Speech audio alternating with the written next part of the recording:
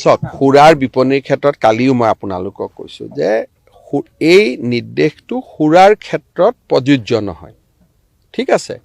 কিন্তু গুৱাহাটীত ৰেষ্ট্ৰ' বাৰখিনি এটা ডিমাণ্ড কৰি আছে যে আমাৰ 12টা বজাত দোকানখন আমি বন্ধ কৰিব লাগে, কিন্তু 12:30 বাজিলে আহি আমাৰ ওপৰত অত্যাচাৰ পুলিচ বা এক্সাইজে অত্যাচাৰ আৰম্ভ কৰে।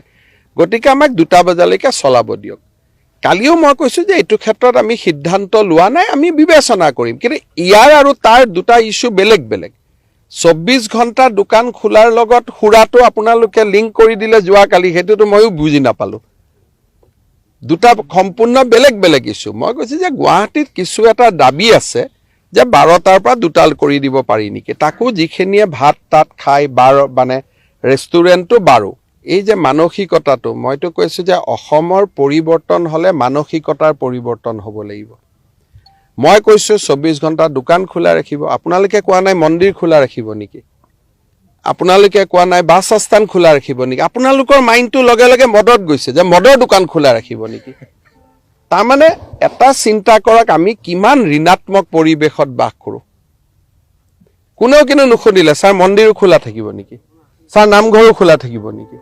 ফটক কৰি প্ৰশ্নটো সুধি দিলে যে মদো খোলা থাকিব নেকি। তাৰমানে আমি অসমীয়া মানুহে যদি মানসিকতাৰ পৰিৱৰ্তন নকৰোঁ, আমাৰ অসমখনক আমি কেনেকৈ ডেভেলপ কৰিম। ইমান মই বুজাই দিলোঁ যে সৰু সৰু দোকানীবিলাকক যাতে পুলিচৰ পৰা অত্যাচাৰ নাপায়, শ্ৰম পৰিদৰ্শকৰ পৰা অত্যাচাৰ নাপায়, বুজাই দিলোঁ যে বিহুৰ দিনা ৰবিবাৰ পৰিলে কি হ'ব, দুৰ্গা পূজাৰ দিনা ৰবিবাৰ পৰিলে কি হ'ব। কিন্তু আপোনালোকৰ মাইণ্ডটো মদত লাগি আছে। এইটো কোৱা নাই যে নামঘৰো খোলা থাকিব নেকি, মন্দিৰো খোলা থাকিব নেকি।